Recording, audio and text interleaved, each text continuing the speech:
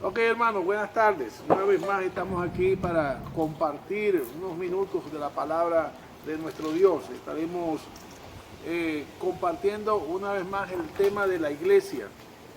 Un tema que, como decía ayer en la predicación, hay una necesidad profunda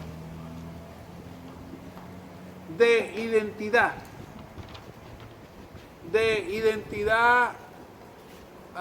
cristiana en cuanto al conocimiento de quién o quiénes son la iglesia. La iglesia que Cristo dijo sobre esta roca, sobre la declaración de Pedro, dijo, edificaré mi iglesia. Ayer me preguntaba y decía, ¿cuál es el propósito general por el cual Dios había puesto esto en mi corazón? ¿Por qué tocar ya 5 temas acerca de la iglesia y viene un sexto y un séptimo tema hablando de la iglesia, de la iglesia, de la iglesia? Yo creo, hermanos, que estamos en una lucha abierta. O sea, ya no es, como dicen por ahí, un estado profundo, un poder detrás del poder. No, ya está declarado y abierto, ¿me entiendes? O sea, la lucha contra la iglesia es abierta. Ya lo he dicho anteriormente, ya en Europa es abierto, ya en algunos países de Sudamérica también es abierto en cuanto a la libertad de culto y a la libertad de poder predicar en las calles o poder predicar donde las personas consideren que deben alzar su voz y no callar. En Colombia ya no es igual como antes, ¿verdad? Venezuela no está tipificada en una organización que llaman Puertas Abiertas. Ellos tienen los registros de los países que son violentos o donde los 320 millones de cristianos son acosados o perseguidos o vejados o maltratados o de alguna manera presionados para que no puedan predicar el evangelio. Bueno, ya en Latinoamérica hay países que tienen ese catálogo o esa raya como países, México, Colombia y otros países. Entonces, hay un pasaje que está en 1 de Pedro 2.9, que yo podría quedarme solamente en lo que el pastor y apóstol y discípulo de Cristo, Pedro, dijo, vosotros sois. Y esa es una parte que nosotros tenemos que entender, hermano. El ser. Lo que yo hago es un reflejo de lo que soy. ¿Saben? Esto no lo dije ayer, pero hace tiempo hablaba acerca de el carácter. Usted, quiera o no, revela o refleja su carácter. Cuando habla, cuando actúa, todo va impregnado de su carácter. Igualmente Dios en todo lo que ha hecho, refleja ¿qué? Su carácter, su santidad, su poder, su eternidad. Y por eso yo decía, a veces hay gente que duda de que puedan o no perder su salvación. Y digo, por favor, no piensen en eso. ¿Por qué? Porque lo que Dios ha hecho es perfecto. Y si la salvación es obra de Dios, entonces es perfecta. Y si la salvación es obra de Dios, entonces es eterna. Porque parte del carácter de Dios es la eternidad. Dios es eterno. Dios es inmutable. O sea que Él no cambia. Cuando Él escoge a alguien, ese es. Y sus obras de ese a quien Dios escogió tienen que reflejar tarde o temprano precisamente la presencia de aquel que lo llamó, de aquel que le hizo nacer de nuevo, de aquel que lo escogió para buenas obras en las cuales tiene que ocuparse. O sea, por eso es que la iglesia, cuando, como decía ayer, el mundo erosionador, el mundo intrépido, el mundo mentiroso y satánico, está asediando a la iglesia permanentemente. Asediándola ¿para qué? Para distorsionar. ¿Cuál? ¿Qué? Lo que es. Dijimos que es la esposa del Cordero, que es la esposa del novio, que es el rebaño de las ovejas, que es el ejército de salvación, que es el pueblo escogido por Dios. No sé cuántas, no lo tengo ahorita numerado, pero podríamos conseguir por lo menos unas 8 o 10 ejemplos o símiles que el Señor usa en su palabra para describir quién es la iglesia para Él. Y eso es algo que a veces nosotros lo tomamos por dado, pero cuando uno ve los cristianos hoy día, y hoy no es tan diferente como en el primer siglo, cuando uno ve los cristianos hoy día distraídos en tantas cosas, me acuerdo el mensaje que él dice, ¿dónde está tu mirada? Porque el mundo tiene un trabajo que distraer. ¿Distraer a quién? A la iglesia. Tenerla distraída para que no cumpla el propósito para el cual fue hecha, para el cual fue establecida, para el cual fue protegida, para el cual fue enviada, para que no lo haga. Por eso es que esa palabra de yo soy, perdón, vosotros sois. ¿Cuántas veces el Señor le ha dicho, vosotros sois la luz del mundo, vosotros sois la sal de la tierra, vosotros sois, ¿me entiendes? Pueblo escogido por Dios, vosotros sois nación santa, vosotros sois real sacerdocio, cónchale, nos llena, como decir vulgarmente, el ego, nos inflama el ego, es decir, es que somos tan queridos, tenemos tantas cosas que Él dijo que somos, no decimos que nosotros estamos arrebatando ese título, no, para nada. La Biblia dice, por el Espíritu Santo, que nosotros somos eso que dice ser. Amén. Entonces, ¿por qué veo urgente esto? Porque en mi manera de ver, lo que yo veo hoy día es que las iglesias están distraídas en muchas cosas, hermano. Nosotros, los miembros de la iglesia, no podemos distraernos del propósito para el cual Él nos llamó. Miren esto. Esta próxima semana, voy a adelantar. Si nosotros, déjenme solamente acotar esto, si nosotros entendemos que la oración cuando recibimos a Cristo nos cambió la condición de condición de vida y la posición. Si estábamos lejanos, ahora estamos cerca. Ahora, en condición, si éramos enemigos, ahora somos amigos. En condición, si éramos criaturas, ahora somos hijos. En condición, si éramos tinieblas, ahora somos luz. Si estábamos sin Dios, ahora estamos con Dios. Si estábamos sin esperanza, ahora tenemos esperanza.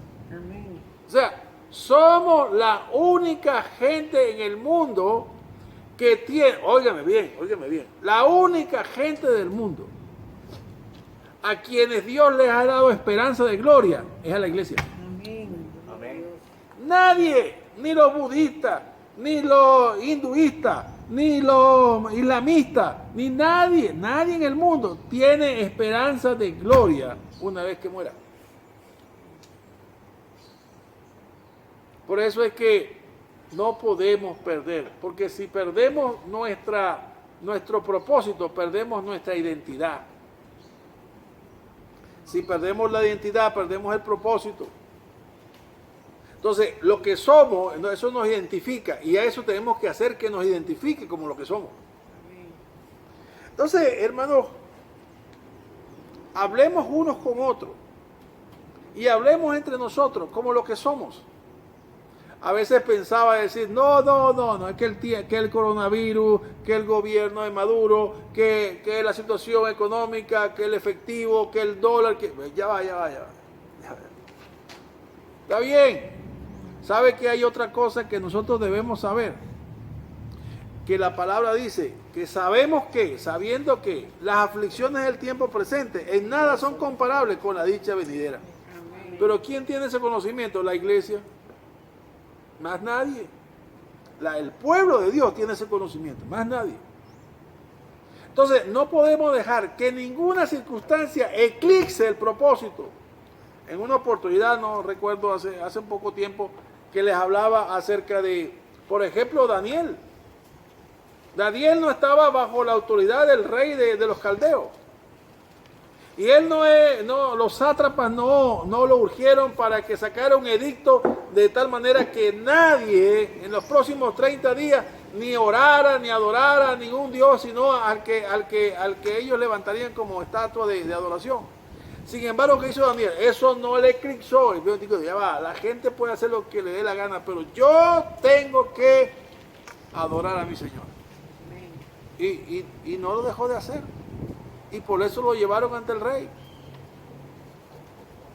rey Ciro de Persia. Perdón, me equivoqué. El caso de Sadrach, Mesach y Abednego, que al sonar la zampolla, el tamboril, debían arrodillarse todo el mundo hasta la estatua que había hecho levantado Nabucodonosor. Dijeron, cuando lo llevaron frente al rey, dijeron, no es necesario ni que toquen el instrumento, porque ni que lo toquen lo vamos a arrollar. Y estaban ante aquel que les podía cortar la cabeza o una señal de la mano, más nada. Pero tenían una identidad clara a quién servían. Y eso lo sabía el rey, dice, el Dios a quien ustedes sirven.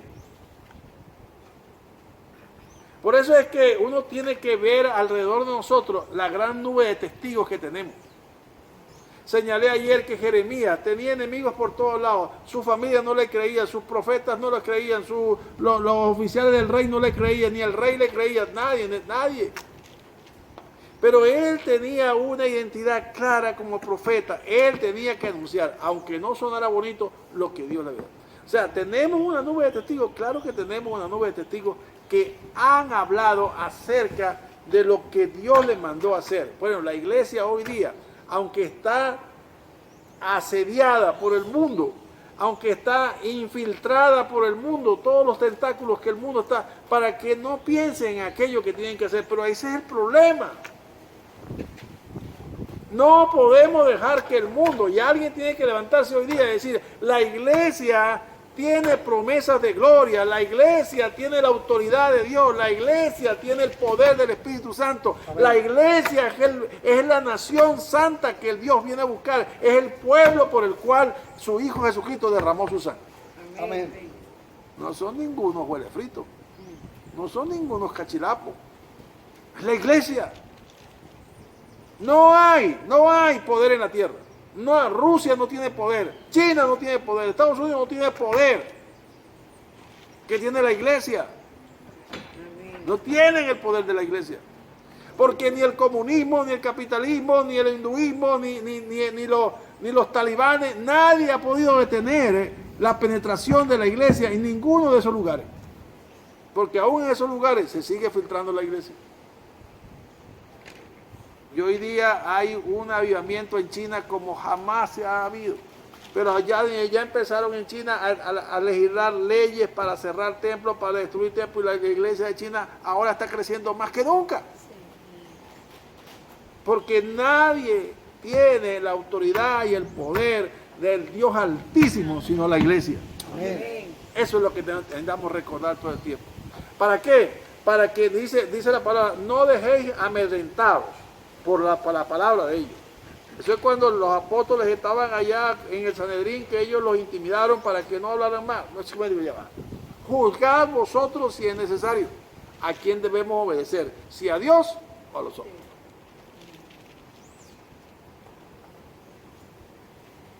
Juzgue usted. Si no se quiere congregar, si usted está libre, nadie puede decirle tienes que hacerlo. No lo puedo decir. Pero la Biblia insta a que no dejemos de congregar. Que si hay 20 enfermos, los 20 enfermos guarden cuarentena, los 20 enfermos cuídense, los 20 enfermos tomen los protocolos. O sea, pero la iglesia tiene que seguir. Mire, un ejército. Si una nación, somos una nación, estamos en guerra. Bueno, hay un ejército que está enfrente de la batalla. ¿Qué hay heridos? Bueno, los heridos al hospital. Pero los que están sanos, en el frente de batalla. Amén. ¿Yo así? Pero el asunto es que la iglesia tiene que seguir predicando su palabra. Porque en Pedro, ahí mismo en Pedro, en 1 de Pedro 2.9, dice, para que anunciéis. Para eso son nación santa, pueblo adquirido por Dios, real sacerdocio. Para que anunciéis las virtudes de aquel que os llamó de las tinieblas a su luz. ¿Quién nos llamó de las tinieblas a su luz admirable? Cristo. Ahí está en Colosenses 1.13, que Dios nos trasladó de las tinieblas a su luz admirable. Entonces no podemos, por ninguna razón, ni por opresión, ni por perseguimiento, ni por encarcelamiento. Bueno, Pablo y Silas no estaban encarcelados. ¿Y qué? Porque estaban encarcelados y porque estaban latigados. No dejaron de hacer lo que tenían que hacer. O se los impidieron por eso. No. Los primeros cristianos, cientos de cristianos, no estaban alabando a Dios y estaban prontos a salir a la arena del circo romano para que se lo comieran los leones. ¿Tenemos o no una nube de testigos? Para que tengamos identidad. Porque si hemos de ser sacrificados aquí en la tierra, está bien, seremos sacrificados. Pero una cosa estamos seguros, que así como seremos sacrificados, también seremos glorificados allá en el cielo. Porque fiel es el que prometió. Por eso, hermano, no se haga la víctima. No se haga la víctima, ni que le den título de víctima. Usted no es víctima de nada. Usted es una persona que tiene el privilegio de haber alcanzado la gracia de Dios por su sola voluntad. Amén. Que el Señor le bendiga y le guarde en esta tarde y que esta palabra sirva para recobrar, para fijar, para enriquecer esa identidad que tenemos como pueblo de Dios. Amén. Dios le bendiga. Amén.